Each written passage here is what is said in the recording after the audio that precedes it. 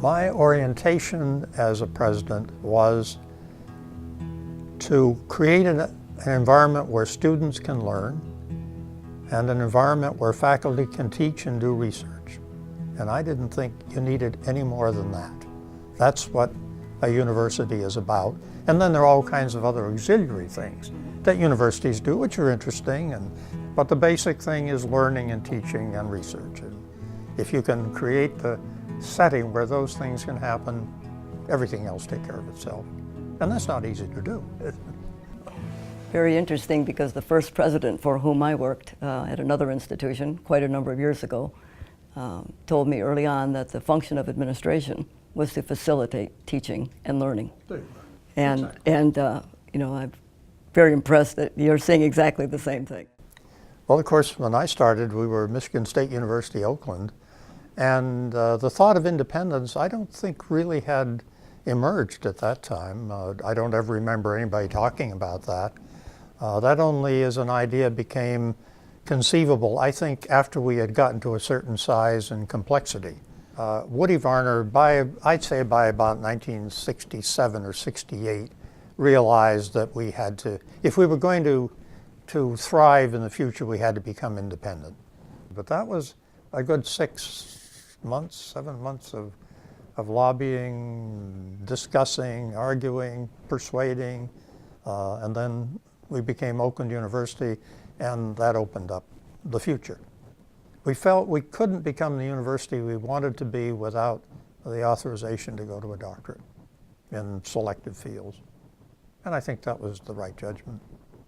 But this institution just made a tremendous difference in my life.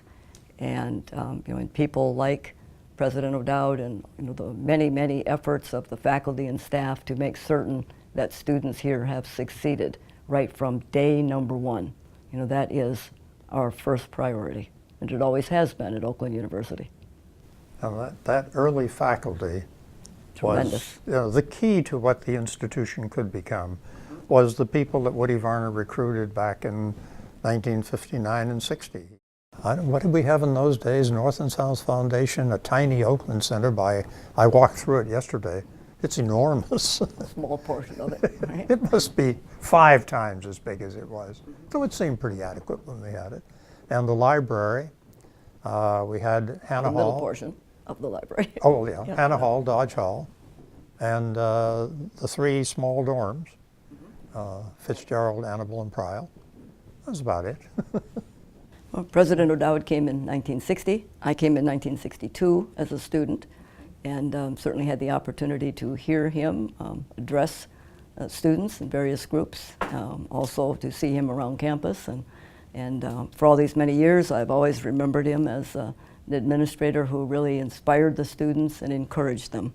And I'm deeply grateful for all of that. I'm delighted to hear that. I wasn't sure whether it had any impact on students or anybody else in those years. All I knew is our concern was how to build a university from scratch. Right, right. And that was what we worked at every day and every night. And everyone here was really bound together by that very unique and compelling experience, the birth of a university. And we are certainly deeply grateful for that foundation and for all of your many efforts to create a university that has allowed us to evolve as we have. In my situation, to be serving as interim president right now, even though I've had you know, a number of positions across the country, this is absolutely the greatest honor of my career. This is my alma mater. This is Oakland University.